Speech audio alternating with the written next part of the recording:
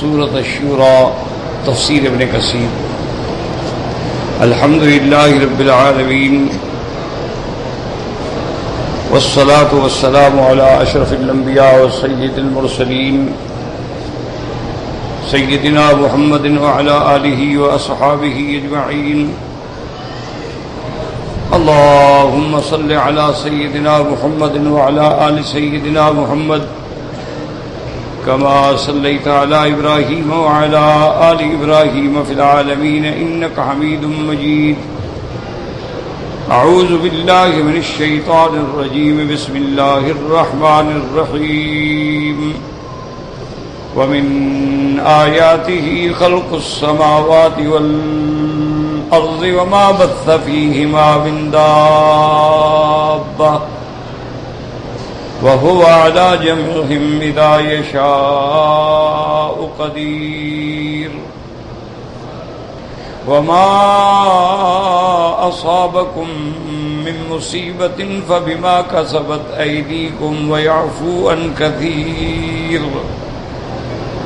وما أنتم بمعجزين في الأرض وما لكم من دون الله من ولي ولا نصير۔ سورۃ شورى کے اندر جیسا ہم پڑھ چکے ہیں دلائل وحدانیت، دلائل الوہیت، اثبات دین الاسلام۔ اللہ نے فرمایا فاطر السماوات والارض، وہ ذات ہے جس نے آسمانوں اور زمینوں کو پیدا کرنے والی۔ جعل لکم من انفسکم ازواجا ومن الانعام ازواجا یذرؤکم فیہ، جس نے تمہاری جنس میں تمہارے لیے جوڑے بنائے اور تمہارے جانوروں میں بھی تمہارے لیے جوڑے بنائے اور پھر ان کو زمین میں پھیلایا۔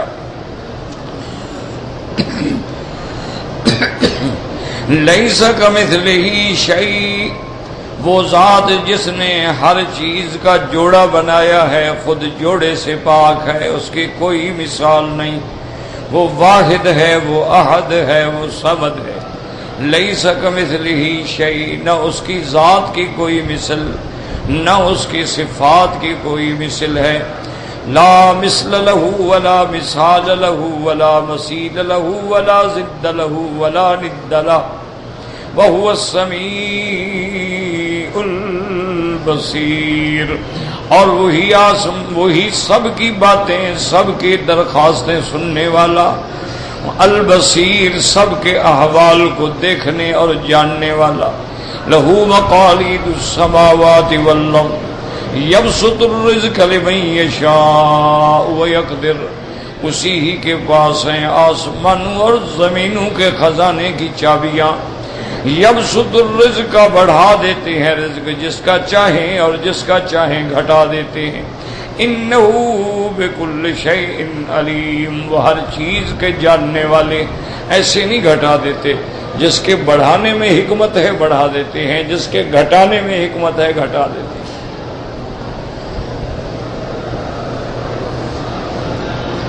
شرع لکم من الدین ما وصی بہ نوحا، اللہ تبارک و تعالی نے تمہارے لیے بھی وہی دین ہے جو اللہ تبارک و تعالی نے سب سے پہلے نوح علیہ السلام کو عطا فرمایا۔ والذی اوحینا الیک، اور وہی دین آپ کی طرف اللہ نے وحی فرمایا۔ وما وصینا بہ ابراہیم وموسیٰ وعیسیٰ ان اقیموا الدین ولا تتفرقوا فیہ، اور اسی کا حکم اللہ نے حضرت ابراہیم، حضرت موسیٰ، حضرت عیسیٰ علیہ السلام کو دیا۔ ان اقیموا الدین، اللہ کے اس دین کو قائم کرو، کوئی اختلاف نہ کرو۔ اس میں ہمیں یہ سبق ملا کہ دین ہمیشہ ایک ہے، اسلام ہمیشہ ایک ہے، اصول ہمیشہ ایک ہیں، لیکن ہر پیغمبر کی شریعت ان کے حالات کے مطابق اللہ تبارک و تعالی نے عطا فرمائی۔ البتہ جو دین کی بنیاد ہے یعنی توحید، عقیدہ نبوت و رسالت اور قیامت، وہ سب ایک۔ کبر علی المشرکین ما تدعوہم الیہ، اللہ نے فرمایا میرے محبوب کافروں اور مشرکوں کو بڑی بھاری گزرتی ہے وہ دعوت جس کی طرف آپ پکارتے ہیں۔ آپ ان کو جو توحید کی طرف بلاتے ہیں ان کے لیے یہ بڑا بوجھ ہے۔ اور حالانکہ حقیقت یہ ہے اللہ یجتبی الیہ من یشاء ویہدی الیہ من ینیب، اللہ تبارک و تعالی چن لیتے ہیں جس کو چاہیں ہدایت کے لیے، اور ہدایت دیتے ہیں جو ہدایت کے طلبگار ہیں، ہدایت ڈھونڈنے والے ہیں، ہدایت مانگنے والے۔ اب ہدایت کے دو رستے ہیں، یا تو اللہ خود چن لے یا بندہ ہدایت پہ جانے کی کوشش کرے تو اللہ ہدایت دے دیتے ہیں۔ وما تفرقوا الا من بعد ما جاءهم العلم بغيا بينهم، اور تمام امتوں نے اس وقت جھگڑا کیا جب ان کے پاس علم آ چکا تھا۔ علم کے بعد تو جھگڑنا نہیں چاہیے، لیکن جھگڑا کیوں کیا؟ بغیم بینہم، آپس کا حسد، آپس کا بغض و عناد۔ ولولا کلمۃ سبقت من ربک الی اجل مسمى لقضی بینہم، اگر تیرے رب کا فیصلہ نہ ہو چکا ہوتا تو ان کا ٹنٹا ہم دنیا میں ختم کر دیتے، لیکن اللہ کا فیصلہ ہے کہ دنیا دار العمل ہے، دار الامتحان ہے، اور آخرت دار الجزا ہے۔ وَإِنَّ الَّذِينَ أُورِثُوا الْكِتَابَ مِن بَعْدِهِمْ لَفِي شَكٍّ مِّنْهُ مُرِيبٍ، حضرت اللہ پاک نے فرمایا میرے محبوب ان کے بعد جن کو کتاب ملی وہ شک میں پڑے ہوئے ہیں، کوئی ان کو یقین۔ اب جب دین ایک ہے، اصول ایک ہے، اسلام ایک ہے، فَلِذَلِكَ فَادْعُ وَاسْتَقِمْ، اب آپ اسی دین کی دعوت دیں اور خود بھی جم جائیں جیسے اللہ نے حکم کیا ہے۔ وَلَا تَتَّبِعْ أَهْوَاءَهُمْ، اور ان کی خواہشوں کے پیچھے ہرگز نہ چلیں۔ وَقُلْ آمَنْتُ بِمَا أَنزَلَ اللَّهُ مِنْ كِتَابٍ، اور آپ کہہ دیں کہ میرا ایمان ہے ہر اس کتاب پہ جو اللہ نے اتاری ہے، میں سب کتابوں کے ماننے والا، تمام انبیاء کے ماننے والا، تمام رسولوں کے ماننے والا۔ وَأُمِرْتُ لِأَعْدِلَ بَيْنَكُمْ، اور اللہ نے مجھے حکم دیا ہے کہ تمہارے درمیان میں عدل کروں۔ کیا معنی؟ اگر کوئی مقدمہ ہے، فیصلہ ہے، انصاف کروں، یا معنی یہ ہے کہ عدل کروں، یہ نہیں کہ ایک پیغمبر کو مانوں اور ایک پیغمبر کو نہ مانوں۔ ہم تمام پیغمبروں پہ ایمان لاتے ہیں، تمہاری طرح نا انصاف نہیں کہ یہودی موسیٰ علیہ السلام کو مانتے ہیں لیکن عیسیٰ علیہ السلام کا انکار کرتے ہیں، اور نصارہ عیسیٰ علیہ السلام کو مانتے ہیں لیکن حضرت موسیٰ کا انکار کرتے ہیں۔ لیکن یہ امت محمد مصطفیٰ ہے کہ ہم حضرت آدم سے لے کر حضرت عیسیٰ تک تمام پیغمبروں پہ ہمارا ایمان ہے۔ اللہ ربنا و ربکم، وہی ہمارا رب ہے اور وہی تمہارا رب ہے۔ لنا اعمالنا ولکم اعمالکم، ہم سے ہمارے اعمال کے مطابق سوال ہوگا، تمہیں تمہارے اعمال مبارک۔ لا حجت بیننا و بینکم، اتنے دلائل کے بعد نہیں مانتے ہو تو اب تمہارے ہمارے درمیان کوئی بات باقی نہیں۔ اللہ یجمع بیننا و الیہ المصیر، اب اللہ ہمیں قیامت میں اکٹھا کریں گے اور اسی کی طرف لوٹ کے جانا ہے۔ وہاں جانے کے بعد تمہیں پتہ چل جائے گا کہ حق کیا ہے اور باطل کیا ہے، صدق کیا ہے اور کذب کیا ہے۔ اللہ نے فرمایا والذین یحاجون فی اللہ من بعد ما استجیب لہ حجتہم داحضۃ عند ربہم وعلیہم غضب ولہم عذاب شدید، اور جو لوگ اللہ کی ذات میں، اللہ کے صفات میں، اللہ تبارک و تعالیٰ کے احکام و شرائع میں جھگڑتے ہیں، حالانکہ اس کو ماننے والوں نے مان لیا ہے، ان جھگڑنے والوں کے پاس کوئی حجت نہیں، کوئی دلیل نہیں، بلکہ ان کی دلیل باطل ہے۔ وعلیہم غضب، ان پہ اللہ کا غضب ہے، وَلَهُمْ عَذَابٌ شَدِيدٌ، اور ان کے لیے سخت عذاب ہے قیامت کا۔ اللہ الذی انزل الکتاب بالحق والمیزان، وہ ذات ہے جس نے اتارا کتاب کو حق کے ساتھ اور اتارا میزان انصاف کے لیے۔ وما یدریک لعل الساعۃ قریب، میرے محبوب آپ کو پتہ نہیں کہ قیامت قریب ہے، آپ کیا جانے کیوں؟ قیامت کا علم اللہ کے سوا کسی کو نہیں۔ یستعجل بها الذین لا یؤمنون بها، وہ لوگ قیامت کے آنے کی جلدی کرتے ہیں جن کا ایمان نہیں ہے۔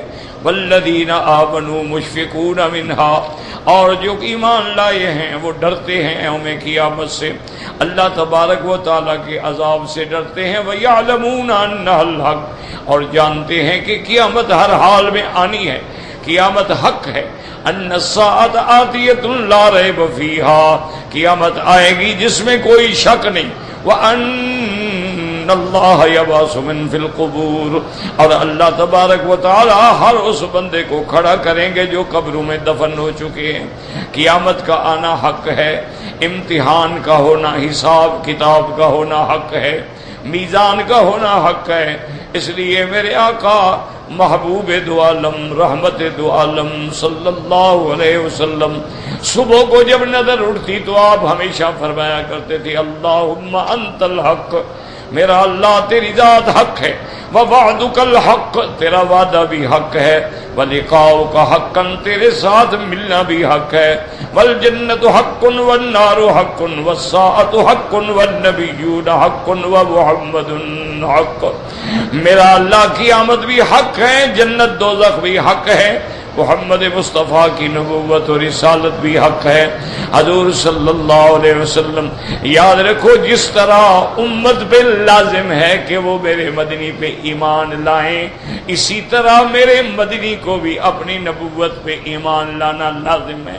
اس لیے حضور پاک صلی اللہ علیہ وسلم جہاں دعوت دیتے تھے وہاں اپنی نبوت کا اقرار بھی فرماتے تھے، اسی لیے فرماتے والنبیون حق ومحمد حق۔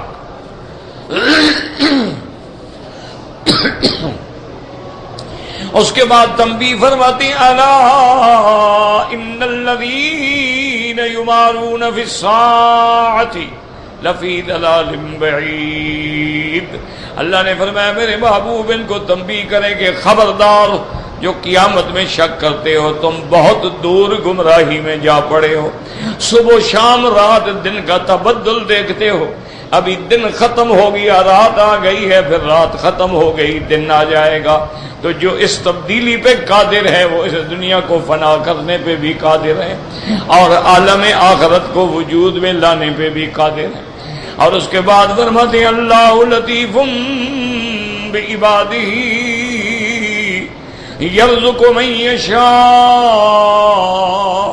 وهو القوی العزیز، اللہ تبارک و تعالی انتہائی مہربان ہیں اپنے بندوں پہ اور رزق دیتے ہیں جس کو جو چاہیں۔ اب رزق سے مراد یاد رکھو صرف کھانا پینا نہیں ہوتا، یہ رزق مادی ہے۔ اسی طرح اللہ تبارک و تعالیٰ کسی کو صحت کی طاقت دیتے ہیں، علم کی طاقت دیتے ہیں، فضیلت کی طاقت دیتے ہیں، دماغی قوت دیتے ہیں، حافظے کی قوت دیتے ہیں۔ اللہ تبارک و تعالیٰ ہر نعمت جس کو چاہتے ہیں دیتے ہیں۔ وَهُوَ الْقَوِيُّ الْعَزِيزُ، وہ سب سے زیادہ قوت والا، سب پہ غالب ہے، جس پہ کوئی غالب نہیں آ سکتا۔ عزیز مانا غالب الذی لا یغلب، یعنی وہ سب پہ غالب ہے، اس پہ کوئی غالب نہیں۔ واللہ غالب علی امرہ ولکن اکثر الناس لا یعلمون۔ آگے اللہ فرماتے ہیں کہ دنیا کے اندر تقسیم ہے، من کان یرید حرث الآخرۃ نزد لہ فی حرثہ، جو آخرت کی کھیتی بڑھانا چاہتا ہے ہم اس کی آخرت کی کھیتی بڑھا دیتے ہیں۔ ومن کان یرید حرث الدنیا نؤتہ منہا وما لہ فی الآخرۃ من نصیب، اور جو دنیا کی کھیتی کو بڑھانا چاہتا ہے ہم اس کو بھی دے دیتے ہیں لیکن آخرت میں اس کا کوئی حصہ نہیں ہوگا۔ ام لہم شرکاء شرعوا لہم من الدین ما لم یأذن بہ اللہ ولولا کلمۃ الفصل لقضی بینہم وان الظالمین لہم عذاب علیم۔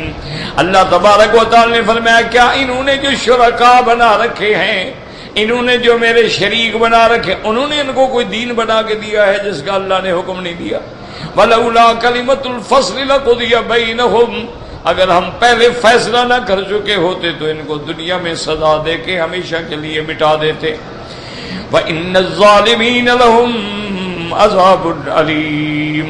لیکن ان کافروں کے لیے، ظالموں کے لیے جو اپنے نفس پہ ظلم کرتے ہیں، اللہ کو چھوڑ کے غیروں کو حاجت روا مشکل کشا بناتے ہیں، اللہ کے دین کو چھوڑ کے غیروں کے طریقے پہ چلتے ہیں، ان کے لیے قیامت میں عذاب ہوگا بڑا دردناک۔ اور اللہ نے فرمایا میرا بابو وہ منظر کیا ہوگا، تر الظالمین مشفقین مما کسبوا وهو واقع بهم، آپ دیکھیں گے ان کافروں کو، مشرکوں کو، ظالموں کو قیامت والے دن کہ اب ڈر رہے ہوں گے عذاب سے، لیکن عذاب واقع ہو کے رہے گا۔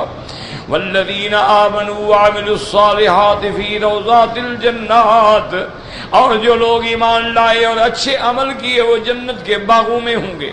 لہم ما یشاءون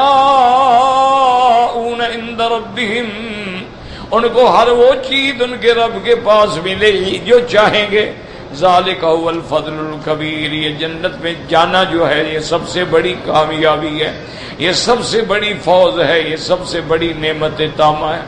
اس کے بعد اللہ فرماتے ہیں ذالک الذی یبشر اللہ عبادہ الذین آمنوا وعملوا الصالحات، آپ خوشخبری دیں ان کو جو ایمان لائے، اور کافروں کو کہہ دیں کہ قل لا اسألکم علیہ اجرا الا المودۃ فی القربى، اور مشرکین سے کہہ دیں کہ ظالم ہو میں تم سے تبلیغ پہ، دعوت پہ کچھ بھی نہیں مانگتا، کوئی معاوضہ نہیں مانگتا، لیکن اتنا تو لحاظ کرو تم میری قرابت کا، رشتہ داری کا، اگر ایمان نہیں لانا چاہتے ہو لیکن میرے راستے میں کانٹے نہ بچھاؤ، میری مخالفت نہ کرو، کم از کم تم بھی رشتہ داری کو مانتے ہو، قرابت کو مانتے ہو، صلۃ الرحم کو مانتے ہو، تو اتنا تو لحاظ کر لو۔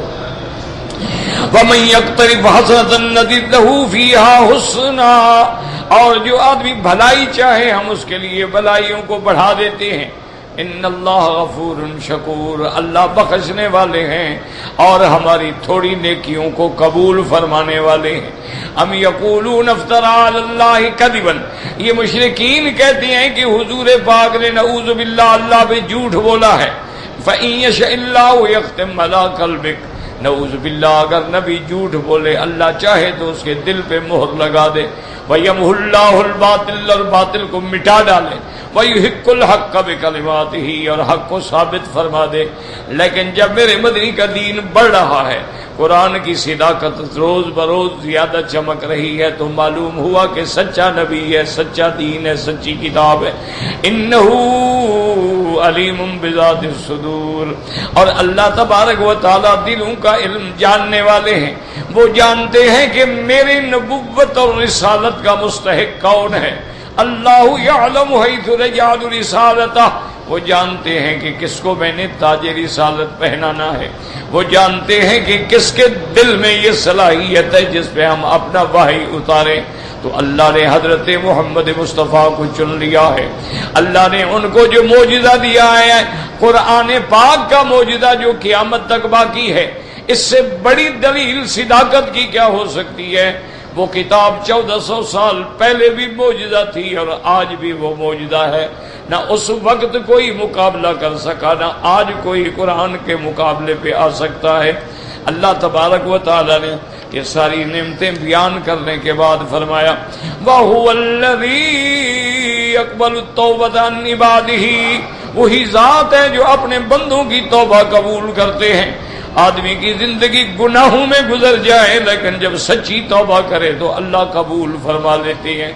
اس لیے میرے آقا رحمت دو عالم سرکار محمد مصطفیٰ صلی اللہ علیہ وسلم نے فرمایا کلنا خطاؤون، ہر آدمی گناہ گار ہے، خطا کار ہے، وخیر الخطائین التوابون، لیکن وہ خطا کار بھی اچھے ہیں جو توبہ کرنے والے ہیں۔ جب وہ توبہ کرتے ہیں تو اللہ ان کی توبہ پہ خوش ہوتے ہیں، اللہ تبارک و تعالی توبہ قبول فرماتے ہیں۔ لیکن یاد رکھو توبہ کے لیے 3 شرطیں ہیں، گناہ کو چھوڑ دے اور سابقہ گناہ پہ شرمندگی ندامت ہو میں نے کیا کیا، اور آئندہ نہ کرنے کا فیصلہ کرے، پھر اس کو کہتے ہیں توبہ۔ صحیح توبہ کے اندر اگر ایک شرط نہ ہو تو وہ توبہ نہیں ہوتی ہے۔ وَهُوَ الَّذِي يَقْبَلُ التَّوْبَةَ عَنْ عباده ويعفو عن السيئات، وہی ذات ہے جو توبہ قبول فرماتے ہیں اور خطاؤں سے درگزر فرما دیتے ہیں۔ کیا مانا؟ اللہ توبہ قبول کرتے ہیں جب تم نے توبہ کی، اور توبہ سے پہلے جو کچھ کر چکے ہو ان کو بھی مٹا دیتے ہیں۔ اور بعض علماء نے فرمایا کہ بڑے گناہ تو توبہ سے مٹ جاتے ہیں، اور چھوٹے جو ہیں تیرے وہ اعمال صالحہ سے اللہ مٹا دیتے ہیں۔ ان الحسنات یذھبن السیئات ذالک ذکریٰ للذاکرین۔ حدیث میں آتا ہے جب بندہ وضو کرتا ہے، ہاتھ دھوتا ہے تو ہاتھوں کے گناہ جھڑ جاتے ہیں، جب کلی کرتا ہے تو منہ کے گناہ جھڑ جاتے ہیں، جب چہرہ دھوتا ہے تو چہرے کے گناہ جھڑ جاتے ہیں، اور جب وضو کر کے فارغ ہوتا ہے تو سارے صغائر گھر جاتے ہیں۔ اور پھر اللہ کے دربار پہ حاضر ہو کے جب 2 رکعات پڑھتا ہے اللہ درجات کی بلندی فرما دیتی ہے۔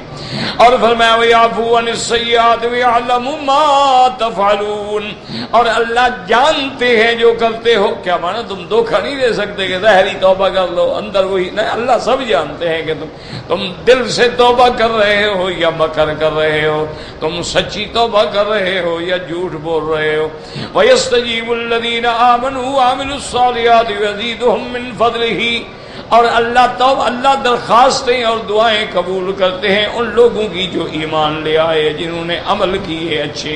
وَيَزِيدُهُم مِّن فَضْلِهِ، اور اپنے فضل سے، احسان سے ان کے اعمال پہ اور زیادہ نعمتیں دیتے ہیں۔ کیا مانا؟ ایک نیکی کو 10 گنا بڑھا دیتے ہیں۔ تم 5 نمازیں پڑھتے ہو لیکن اللہ 50 نمازیں لکھتے ہیں۔ من جاء بالحسنۃ فلہ عشر امثالھا، اسی طرح کبھی اللہ تبارک و تعالی 700 گنا بڑھا دیتے ہیں۔ اور اللہ تبارک و تعالی مسجد الحرام میں جب نماز پڑھتے ہو تو 1,00,000 گنا بڑھا دیتے ہیں، اور اللہ چاہے تو اس سے بھی زیادہ بڑھا دے۔ واللہ یضاعف لمن یشاء والکافرون لہم عذاب شدید، اور جو کافر ہیں جن کی موت کفر پہ آئی ان کے لیے بڑا سخت عذاب ہے۔ اب اللہ فرماتی ہے کہ کسی کو ہم نے غریب بنایا، کسی کو امیر بنایا، وجہ کیا ہے؟ فرماتے اگر ہم سب کو امیر بنا دیں تو نظام درہم برہم ہو جائے، سارے امیر ہو جائیں تو کام کون کرے گا؟ سارے امیر ہو جائیں تو مکان کون بنائے گا؟ سارے امیر ہو جائیں تو گاڑیاں کون چلائے گا؟ سارے امیر ہو جائیں تو حرم میں صفائی کون کرے گا؟ تم تو عمرے پہ آئے ہو نا۔ اللہ کا ایک نظام ہے، ایک آدمی صفائی کر رہا ہے، ایک آدمی اس کو تنخواہ دے رہا ہے۔ وَلَوْ بَسَطَ اللَّهُ الرِّزْقَ لِعِبَادِهِ لَبَغَوْا فِي الْأَرْضِ، اگر اللہ اپنے بندوں کو سب کو رزق بڑھا دے تو زمین میں تماشا بنا دے، فساد کر دے۔ وَلَٰكِن يُنَزِّلُ بِقَدْرٍ مَّا يَشَاءُ، لیکن اللہ اتنا اتارتے ہیں جتنا چاہتے ہیں۔ اِنَّهُ بِعِبَادِهِ خَبِيرٌ بَصِيرٌ، وہ اپنے بندوں کے احوال کو جاننے والے ہیں، دیکھنے والے ہیں۔ وَهُوَ الَّذِي يُنَزِّلُ الْغَيْثَ مِن بَعْدِ مَا قَنَطُوا وَيَنشُرُ رَحْمَتَهُ، وہی ذات ہے جو بارش کو اتارتی ہے تمہارے نا امید ہونے کے بعد اور پھر رحمت کو پھیلا دیتی ہے۔ وَهُوَ الْوَلِيُّ الْحَمِيدُ، وہی کارساز ہے، وہی قابل حمد و ثنا ہے۔ اللہ فرماتا ہے جب تم مایوس ہو جاتے ہو تو میری رحمت آ جاتی۔ مولا اب ہم بھی اپنے حالات سے اور عالم اسلام کے حالات سے مایوس ہو گئے، اب رحمت نازل فرما، تیری رحمت کے بغیر اب کوئی نہیں بچ سکتا۔ اب آگے اللہ تبارک و تعالی نے جو آج کے سبق میں بھی ہے دلائل بیان تھا، وَمِنْ آيَاتِهِ خَلْقُ السَّمَاوَاتِ وَالْأَرْضِ وَمَا بَثَّ فِيهِمَا مِنْ دَابَّةٍ وَهُوَ عَلَى جَمْعِهِمْ إِذَا يَشَاءُ قَدِيرٌ۔ اللہ نے فرمایا میری قدرت، میری الوہیت، وحدانیت، قدرت کاملہ کی دلیل آسمانوں اور زمینوں کا پیدا کرنا، یہ سب سے بڑی دلیل ہے کہ اللہ نے فرمایا کہ جب آسمانوں پہ نظر ڈالو زمین پہ تو اس کو کس نے پیدا کیا؟ دیکھیں نا آج دنیا میں لوگ ہیں جو سورج کی پوجا کرتے ہیں کیا وہ ثابت کر سکتے ہیں آسمان زمین سورج نے بنائے ہیں؟ وہ تو خود محتاج ہے آسمان زمین کا. اگر آسمان نہ ہوں تو سورج کی گردش کہاں ہو؟ اگر بروج نہ ہوں، اگر سیارات نہ ہوں تو چاند کا مدار کیسے بنے؟ وہ تو خود محتاج ہے. اگر کوئی دعویٰ کرے کہ نہیں جناب یہ سب کچھ ملائکہ نے بنایا ہے، تو ملائکہ تو خود مخلوق ہیں، اور ملائکہ کا تو یہ عالم ہے کہ لا یعصون اللہ ما امرہم ویفعلون ما یؤمرون، وہ اللہ کی نافرمانی نہیں کرتے، جو اللہ حکم دیتے وہی کرتے. وہ تو اللہ کے حکم کے بغیر آسمانوں سے نیچے اتر ہی نہیں سکتے. زمین آسمان کیسے بنائیں گے؟ وہ تو پابند ہیں.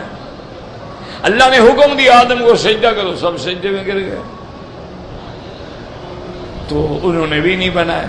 اچھا اب اگر کوئی کہے کہ انبیاء نے بنایا ہے تو کس نبی نے؟ حضرت آدم نے. آدم علیہ السلام سے تو پہلے آسمان زمین بن چکے تھے، ابھی آدم پیدا بھی نہیں ہوئے تھے. آدم علیہ السلام تو پیدا ہی بعد میں ہوا. اچھا اور آدم علیہ السلام کے پیدا ہونے سے کئی سال پہلے اللہ نے جن پیدا فرمائے اور جنوں کو زمین میں بھیجا، جنہوں نے آگے فساد مچایا، پھر اللہ نے فرشتے بھیج کے ان کو سزا دی. آدم تو بہت بعد میں پیدا ہوا. اگر کوئی شخص کہتا ہے جی کہ فلاں بزرگ نے آسمان زمین بنائے ہیں، وہ تو اپنی قبر کی جگہ کا بھی محتاج ہے، تو آسمان زمین کیسے بنائے گا؟ اس لیے یاد رکھیں کہ یہ سب سے بڑی نشانی ہے کہ اس کی ذات وہ ہے جس نے آسمانوں اور زمینوں کو پیدا کیا، اور جو ان کے پیدا کرنے والا ہے وہی الہ ہے، وہی خدا ہے، وہی حاجت روا ہے، وہی مشکل کشا. اب دیکھیں نا جی کہ ہزاروں سال گزر گئے، آج تک دنیا کا جدید علم جو ہے وہ یہ فیصلہ بھی نہیں کر سکا کہ پہلا آسمان کس چیز سے بنا ہے. مادہ کیا ہے؟ لوہے کا ہے، پیتل کا ہے، چاندی کا ہے، کیا ہے؟ دوسرا آسمان کس چیز سے بنا ہے؟ 7 آسمان جو اللہ نے پیدا فرمائے، 7 سماوات طباقا، ایک دوسرے کے اوپر ہیں، یہ کس چیز سے بنے ہو؟ تو یہ بھی نہیں بتا. اللہ نے 7 زمینیں پیدا کی ہیں، ان کو تو یہ بھی پتا نہیں کہ اس زمین کے نیچے دوسری زمین کہاں ہے.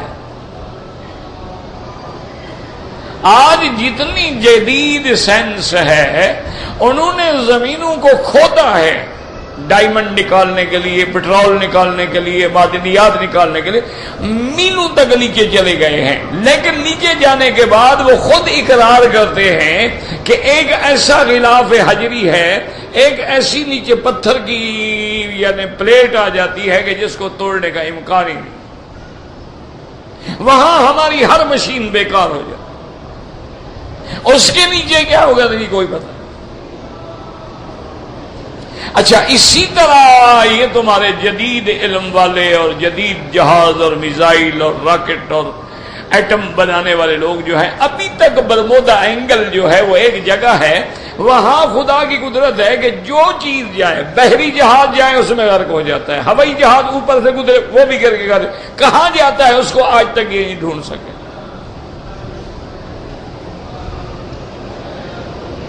کہ بھئی وہ کہاں چلا جاتا ہے.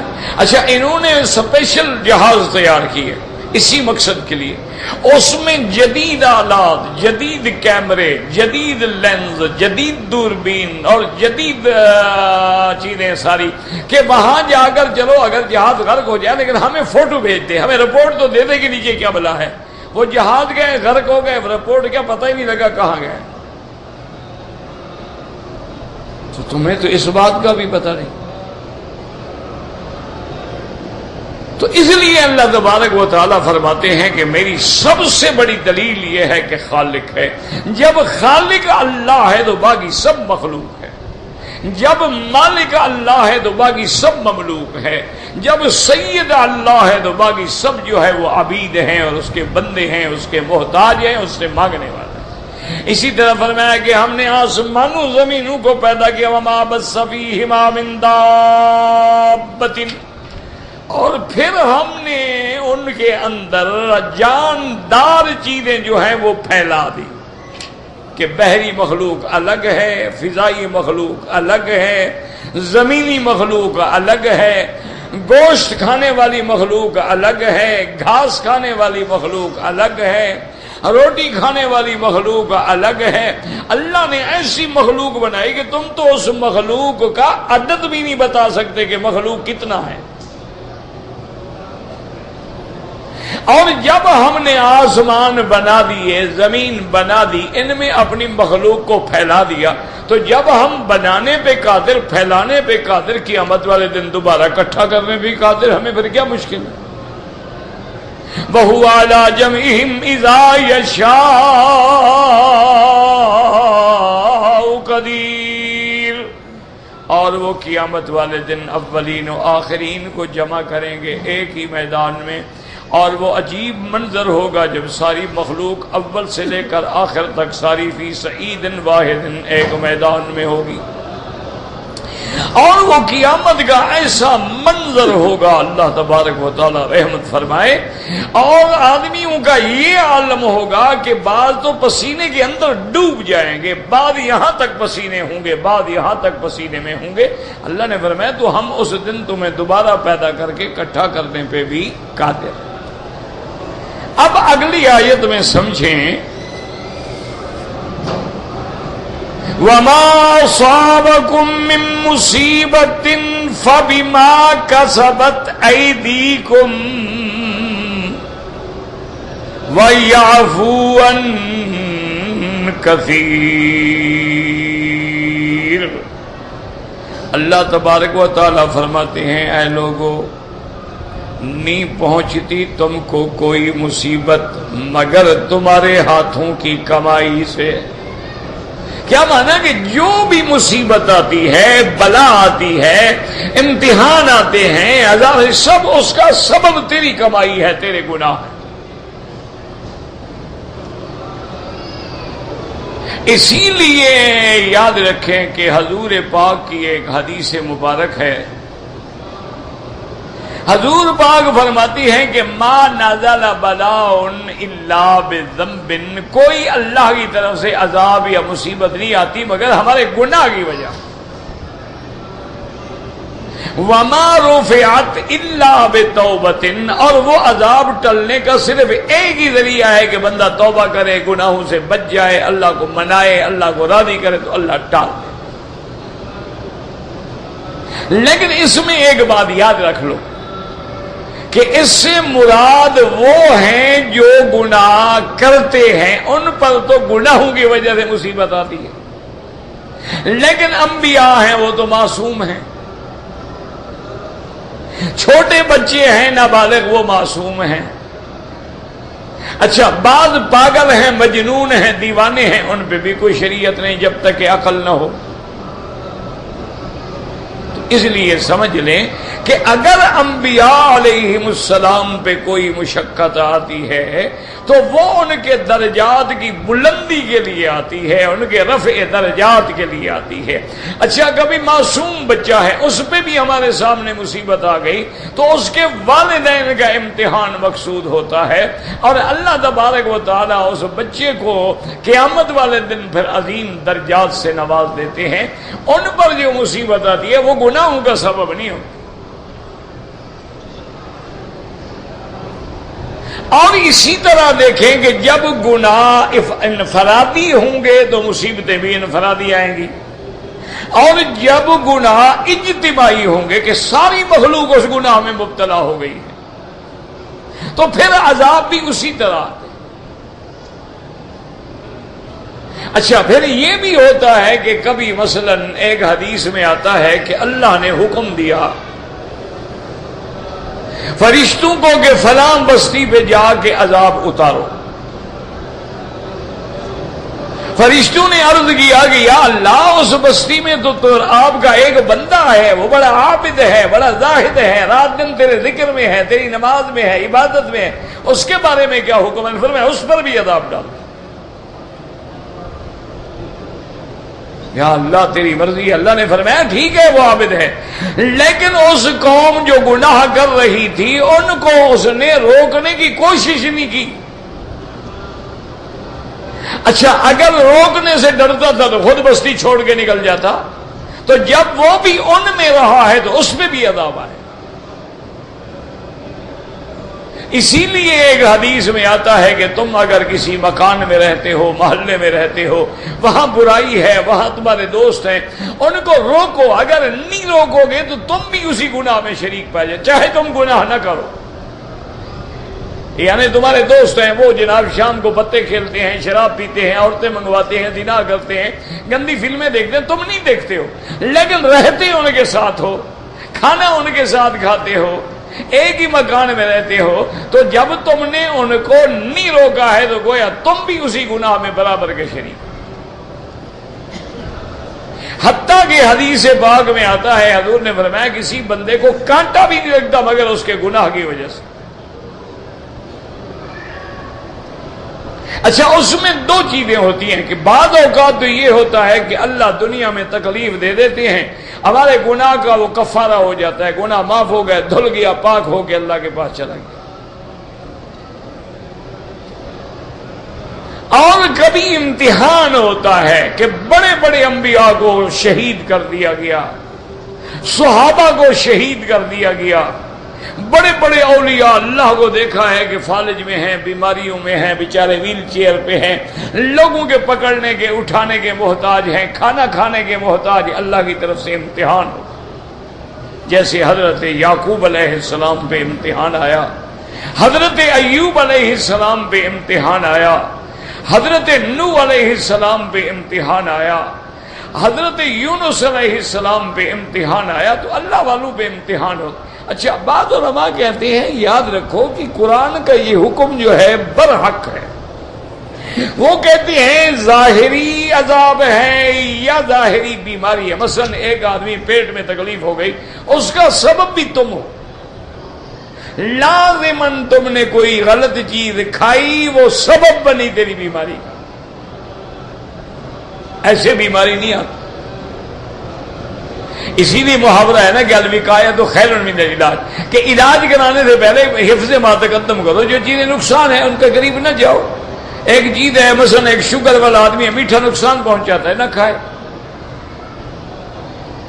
اچھا بعض لوگ ایسے ہوتے ہیں بیچارے کہ جن کو ٹھنڈی چیزیں نقصان دیتی ہیں، نہ کھاؤ۔ بعض لوگ ایسے ہوتے ہیں جن کو گرم چیز نقصان پہنچ جاتی ہے، چھوڑ دو۔ تو اس کے بھی ہم خود ذمہ دار۔ اسی طرح گناہوں کی وجہ سے بھی عذاب آتے ہیں۔ اچھا انبیاء پر کبھی یہ بھی ہوتا ہے کہ ترک اولا ہو جاتا ہے، کہ مثلا ابراہیم علیہ السلام کو حضرت اسماعیل سے بڑا پیار تھا، بے انتہا محبت تھی، کیونکہ پہلی اولاد ہے اسماعیل علیہ السلام، تو ہر وقت ابراہیم علیہ السلام اس کو اٹھاتے اور ساتھ رکھتے اور پیار کرتے۔ اللہ تبارک و تعالیٰ کو یہ بات جو ہے اس کے حضرت ابراہیم کے خلیل میرے ہو اور غیروں سے محبت کرتے ہو، جاؤ بیوی بچے کو چھوڑاؤ جنگل میں۔ امتحان آ گیا۔ حالانکہ اپنی اولاد سے محبت کرنا کوئی بری بات نہیں ہوتی، اولاد سے محبت کرنی چاہیے، لیکن محبت جب حد سے بڑھنا شروع ہو جائے تو پھر اللہ کو قبول نہیں ہوتا۔ اسی طریقے سے کبھی کبھی کسی بندے سے ترک اولا ہو جاتا ہے، یعنی وہ گناہ نہیں ہوا لیکن افضل تھا کہ نہ ہوتا، کیونکہ جتنا شان بڑی ہوتی ہے وہاں چھوٹی سی غلطی بھی بڑی ہو جاتی۔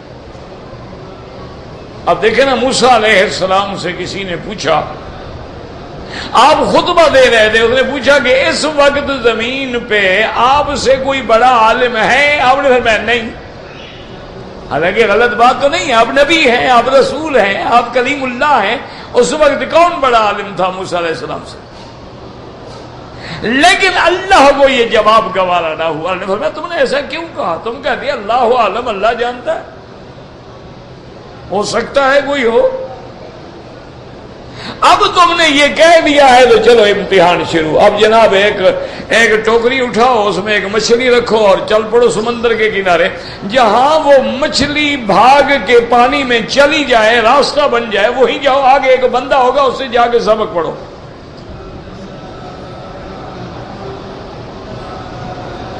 کتنا بڑا امتحان آ گیا. اللہ نے فرمایا اچھا تم تو بڑے عالم ہو نا, اب مچھلی کے محتاج ہو, رستہ تمہیں مچھلی دکھائے گی, بندہ بھی نہیں. یعنی مچھلی کو اتنا علم ہے جو تمہیں نہیں ہے. اب حضرت موسیٰ علیہ السلام جا رہے ہیں. ایک جگہ رات کو گئے, تھک کے سو گئے, صبح اٹھے, اپنے خادم سے, اپنے ساتھی سے کہا کہ بھائی وہ کوئی ناشتہ واشتہ لے آؤ. اس نے کہا حضرت میں تو ایک بڑی بات بھول گیا. کیا بات ہے؟ اب گھر میں آج مجھے تھکان بھی بڑی ہو رہی ہے, بات کیا؟ اس نے کہا جی بات کیا پوچھتے ہیں. وہ رات جہاں ہم نے ڈیرا لگایا تھا نا, جب ہم سو رہے تھے نا, وہ مچھلی آرام سے اس زنبیل سے نکلی اور اس نے جناب پانی میں اندر چلی گئی, اور میں دیکھ رہا تھا تو سڑک بنتی جا. انہوں نے کہا خدا کے بندے اسی جگہ تو ہم نے جانا تھا, تم نے بتایا کہ انہوں نے کہا بھول گیا. اب واپس چلو. اب اپنے پاؤں کے نشان پہ چلتے چلتے چلتے چلتے اسی جگہ آئے تو راستہ موجود ہے, اسی راستے پہ چل پڑے. آگے گئے, ہر طرف پانی ہے, درمیان میں جزیرہ ہے. ایک بندہ کپڑا لے کر, کپڑا اوڑھ کے سر سے پاؤں تک سویا ہوا ہے. حضرت موسیٰ علیہ السلام قریب گئے, کہا السلام علیکم. تو اس نے کہا وعلیکم السلام. کون ہو تم؟ میں نے آئی نا علمت السلام. اس نے کپڑا ہی نہیں اتارا. اس نے کہا کون ہو, کہاں سے تم نے سلام سیکھا ہے؟ موسیٰ علیہ السلام جلالی پیغمبر تھے, جوش آ گیا, پڑھنے لگے عجیب بات ہے, انا موسیٰ ابن عمران انا رسول بنی اسرائیل. عجیب آدمی ہو, مجھے سلام بھی نہیں آتا, میں پیغمبر ہوں, نبی ہوں, رسول ہوں. انہوں نے کہا جناب آپ پیغمبر ہیں, رسول ہیں, آپ کو پاس اتنے بڑے علم ہیں, یہاں کیا کر رہے ہو, جاؤ اپنا کام کرو.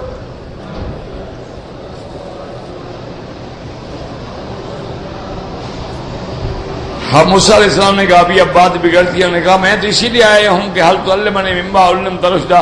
یار اللہ نے جو کچھ تمہیں دیا ہے نا, کچھ ہمیں بھی پڑھا دو. کہا انک لن تستطیع معی صبرا, میرے مدرسے میں تم رہ ہی نہیں سکتے, تم یہ کلاس لے ہی نہیں سکتے, تمہارے پاس صبر ہے نہیں, اور میرے پاس علم جو ہے اس کے لیے صبر ضروری ہے, لہذا جائیں آپ چھٹی کریں.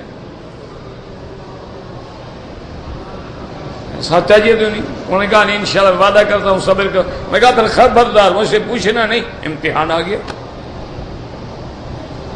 اب یعقوب علیہ السلام کو حضرت یوسف سے جو پیار ہے, جو محبت ہے, کہ سارے بھائی اس محبت سے جل رہے ہیں اور پروگرام بنا رہے ہیں کہ یوسف کو ہٹائیں, یوسف کو ہٹائیں. اللہ کو وہ یعقوب کی بے رفتگی اور والہانہ محبت جو تھی پسند نہ آئی, یعقوب یوسف کو جدا کر.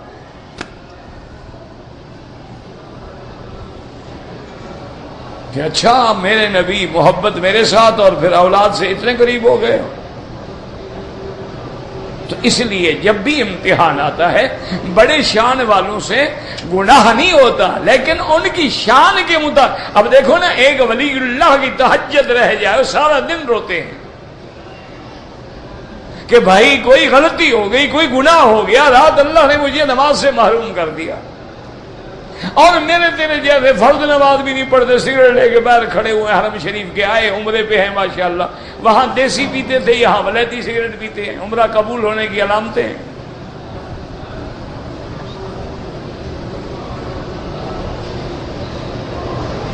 لیکن اولیاء اللہ کا تو یہ کام ہے. ایک اللہ والے حج پہ آ رہے تھے, وضو کرنے میں دیر ہو گئی, جماعت کھڑی ہو گئی, تکبیر تحریمہ ہو گئی, نماز پڑھ کے رونے لگ گئے, اور ساتھیوں سے کہا بھی میرا سامان بادو, میں تو واپس جا رہا ہوں. انہوں نے کہا حضرت کیا وجہ ہے؟ انہوں نے کہا یار آج تکبیر تحریمہ چھوٹ گئی ہے, تو یہ شاید میں پھر نفلی حج کرنے کا کیا فائدہ جب میں نماز کی پابندی نہیں کر رہا. تو جتنا شان بڑی ہوتی ہے اتنا امتحان بھی بڑے ہوتے ہیں.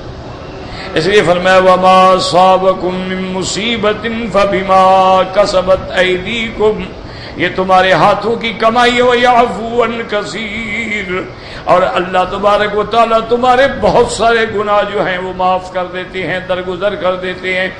اگر اللہ تمہارے ہر گناہ پہ پکڑنا شروع کر دیں, وَلَوْ يُؤَاخِذُ اللَّهُ النَّاسَ بِمَا كَسَبُوا مَا تَرَكَ عَلَى ظَهْرِهَا مِن دَابَّةٍ, اگر اللہ ہمیں ہر گناہ پہ پکڑے تو زمین پہ تمہیں کوئی چلتا ہوا بھی نظر نہ آئے.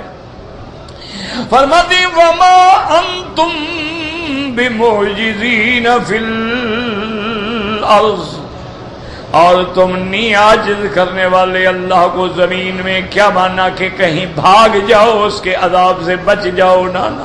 وما لکم من دون اللہ من ولی ولا نصیر، اور نہیں اللہ کے سوا کوئی کارساز اور نہ کوئی مدد کرنے والا. اللہ کے سوا کوئی تمہیں نہ بچا سکتا ہے نہ مدد کر سکتا ہے. تو اس لیے یاد رکھیں، آج بھی جن ملکوں میں صحیح حدیث میں آتا ہے کہ جس ملک میں زنا عام ہو جائے، جس ملک میں زنا عام ہو جائے، فحاشی عام ہو جائے، اوریانی عام ہو جائے، وہاں اللہ دو عذاب بھیجتے ہیں، ایک قحط کا عذاب، ایک قتل کا عذاب، کہ ایک دوسرے کو قتل کرنا چاہیے. اب جناب آنکھیں بند کر کے دیکھ لو کہ جن جن ملکوں میں عذاب آ رہے ہیں، قتل ہو رہے ہیں، مسلمان کو مار رہا ہے،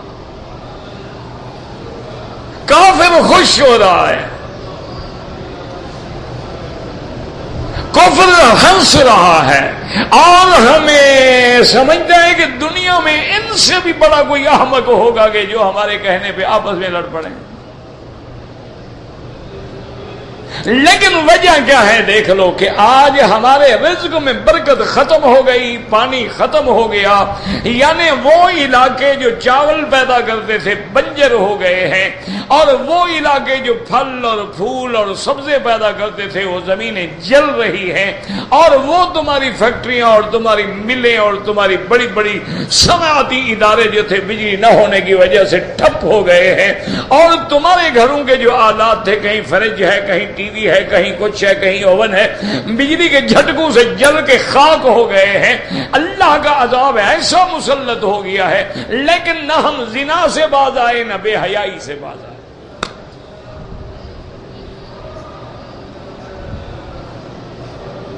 اس سے بڑا بے حیائی کا آپ نے منظر دیکھا ہوگا کہ باپ کے سامنے عورت ایسا لباس پہن کے کھڑی ہے کہ اس کا ایک ایک فگر جو ہے وہ چیخ رہا ہے. ماں باپ کے سامنے بیٹی جو ہے وہ کرکٹ کھیلنے جا رہی ہے، وہ ٹینس کھیلنے جا رہی ہے، وہ میراتھن ریس میں نکر پہن کے دوڑ رہی ہے، اور ماں باپ خوش ہو رہے ہیں کہ جناب ہماری بیٹی ونر ہے، جیت کے آ رہی ہے. تو پھر عذاب نہیں آئیں گے تو ہمارے اوپر پھول برسائے جائیں گے. اور یاد رکھو کوئی علاج نہیں، کوئی دنیا کا ملک تمہیں نہیں بچا سکتا جب تک اللہ کو راضی نہیں کرو. ایک ہی علاج ہے کہ پوری قوم گھروں سے نکل کے میدانوں میں اللہ کے آگے سجدہ ریز ہو جائے، نمازیں پڑھے اور توبہ کرے اور استغفار کرے، اور گناہوں کو چھوڑ دے، شراب چھوڑ دے، جوا چھوڑ دے، سود چھوڑ دے، بے حیائی چھوڑ دے، بسنت چھوڑ دے، پتنگ بازیاں چھوڑ دے، حرام کھانا چھوڑ دے، رشوت چھوڑ دے. ایک ہفتے کے اندر دیکھو انقلاب آ جائے گا، ساری دنیا تیرے پاؤں کی محتاج ہو. بہرحال تمہاری مرضی، ہم مولوی تو چیختے رہیں گے، چونکہ ہمیں تو دین کے نام پہ روٹی ملتی ہے، تو ہم تو چوکیدار ہیں نا، شور نہ مچائیں تو کیا کریں؟ ہم تو شور مچاتے رہیں گے، مانو تمہاری مرضی نہ مانو تمہاری مرضی. یہ تو قیامت میں نہیں کہو گے کہ ہمیں پتہ نہیں تھا، کسی نے کہا نہیں تھا.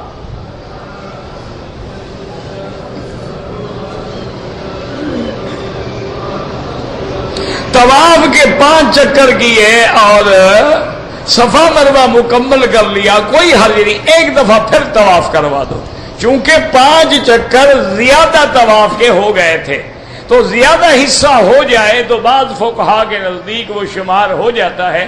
اب اس کا حل یہ ہے، اپنی والدہ 80 سال کی بوڑھیاں ریڑی پہ بٹھا لو اور یہی نیت کرو کہ جو طواف نہ مکمل رہ گیا تھا اس کی ہم قضا کر رہے ہیں، پھر کوئی جرمانہ نہیں ہے.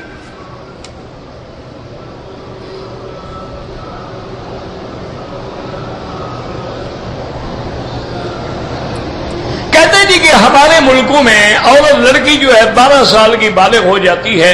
میرا بھائی بالغ ہونے کے بعد شادی ہو سکتی ہے، لیکن اگر اس میں سمجھ بوجھ نہیں ہے تو اس کو گھر میں مائیں ٹریننگ دیں، یہ ضروری حالات پر ہے.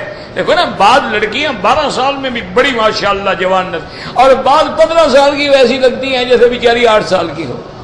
یہ تو حالات ہیں ہر کسی کے. بہرحال زمزم کے پانی میں کمی بیشی کا مجھے کوئی عند اللہ علم نہیں ہے. میرے قبرستان میں جو لوگ دفن ہیں ان سب کے لیے ایک عمرہ، سب کے لیے ایک عمرہ نہیں کر سکتے ہو، عمرہ اپنے لیے کرو، ان سب کے لیے دعا کر دو اللہ ان کے قبروں کو جنت بنا دے.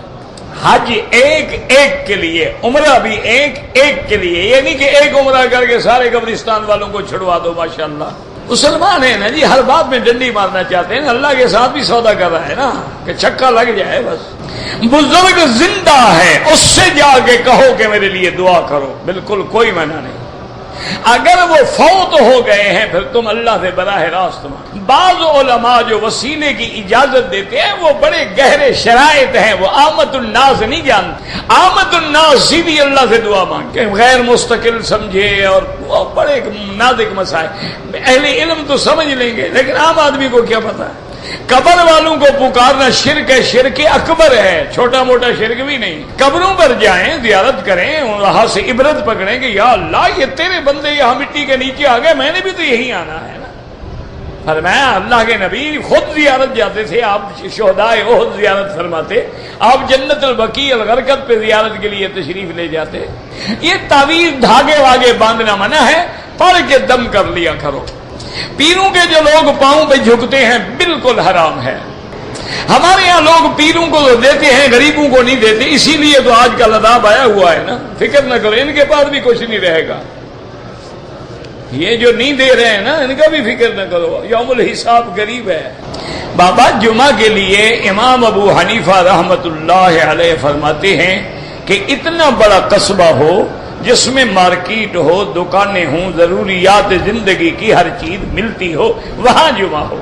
اگر ہر چھوٹی بستی میں جمعہ ہے تو پھر جمعہ غیر جمعہ کا فرق کیا ہوا؟ نماز بھی ہر جگہ، جمعہ بھی ہر جگہ، تو پھر یہ کیا فائدہ ہوا کہ وہ جمعہ الگ چیز ہے، جامع الگ ہے اور غیر جامع الگ ہے.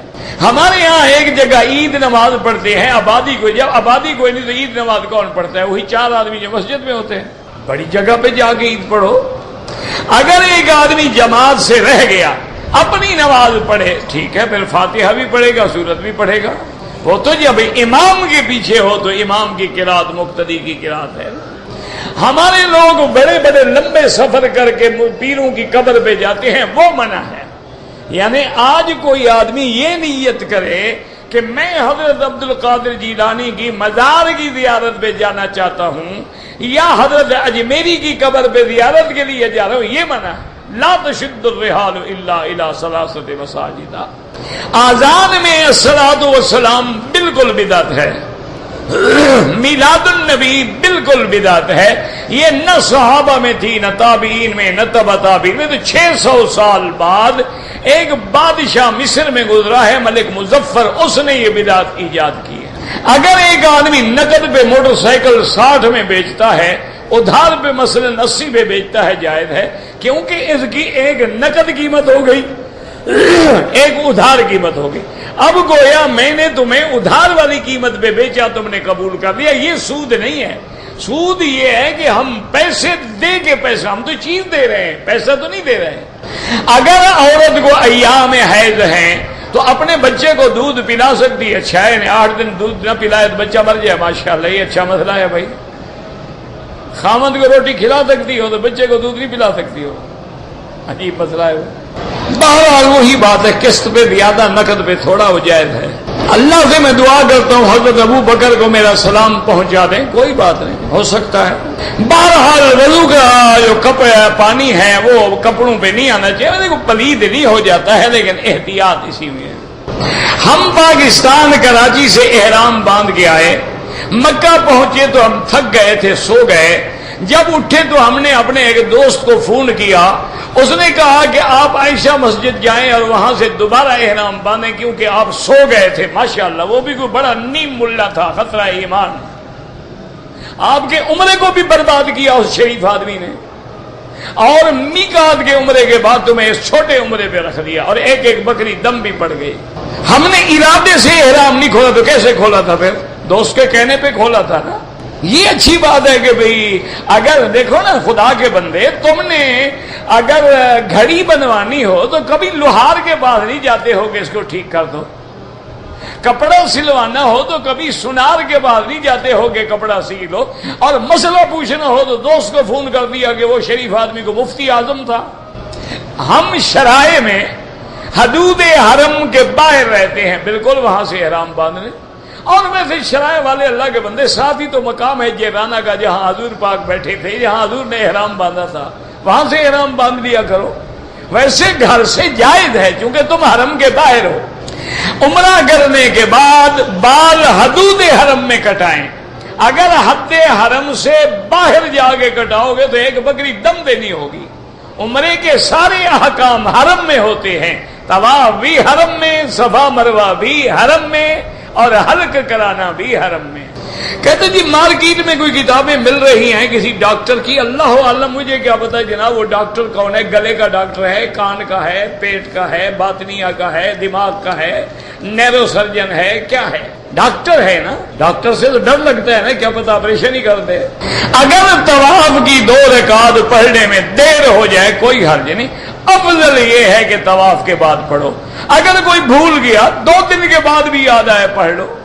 تفسیر میں آپ کے استاد کون ہیں؟ میرے تو 100 استاد ہے، کوئی ایک استاد ہے۔ کراچی سے احرام باندھ کے آیا عمرے کی نیت سے، طواف کیا، احرام کھول دیا ماشاءاللہ، دوسرے دن پھر گھر سے احرام باندھ کے طواف کیا، صفا مروہ دوڑا، ماشاءاللہ دونوں عمرے برباد ہو گئے۔ پہلا تم نے کھول کے برباد کر دیا، دوسرا گھر سے باندھ لیا، کوئی نیا مسئلہ نکالا ہے تم نے۔ ہمیشہ احرام حد حرم کے باہر سے باندھا جاتا، اب ایک دم بھی ادا کریں اور عمرہ بھی نہیں ہوا، دوبارہ عمرہ بھی کرو۔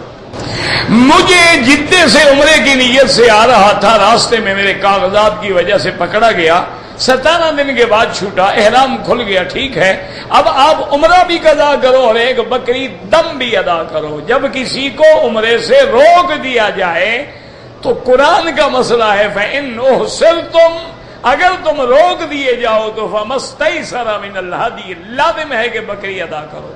بہرحال یاد رکھیں کہ عورت کو مہینے میں حیض 1 دفعہ آتا ہے، کسی کی عادت 8 دن، کسی کی 7 دن، کسی کی 3 دن، اگر 2 دفعہ آ رہا ہے تو مانا بیماری ہے، بس وہ حیض کے دن گزار کے باقی چاہے بلیڈنگ ہوتی بھی رہے، وضو کرے، نماز پڑھے، روزہ رکھے، طواف کرے، سب کچھ کرے، احتیاط کرے کہ حرم ناپاک نہ ہو۔ ہم 10 دن مکے میں رہیں گے اور 10 دن مدینے میں، آپ مسافر ہیں، لیکن سنت پڑھنا چاہیں تو پوری پڑھیں، ثواب ملے گا، نہ پڑھیں تو گناہ نہیں ہوگا۔ قرآن طواف میں پڑھ سکتے ہیں، بالکل پڑھ سکتے ہیں، لیکن افضل وہی ہے جو حضور نے پڑھا ہے، سبحان اللہ، الحمدللہ، لا الہ الا اللہ، اللہ اکبر۔ عام طواف ہو یا کوئی طواف، افضل یہ ہے کہ 2 رکعت مقام ابراہیم پہ پڑھیں، یا حتیم میں پڑھیں یا طواف میں پڑھیں، ورنہ جہاں مرضی آئے پڑھیں۔ اگر عمرے کے بعد مشین پھروا لیں وہ بھی جائز ہے۔ نماز مغرب کی میں نے صفا مروہ کے 5ویں چکر میں پڑھی، نماز پڑھ کے میں نے 2 رکعت طواف کی بھی پڑھ لی، بعد میں 2 چکر پورے کیے، کوئی حرج نہیں۔ والدین کے ثواب کے لیے عمرہ بالکل جائز ہے۔ حج کے دوران میں عمرہ کرنا، اگر آپ حج افراد کا احرام باندھ کے آ رہے ہیں تو عمرہ کوئی ضروری نہیں۔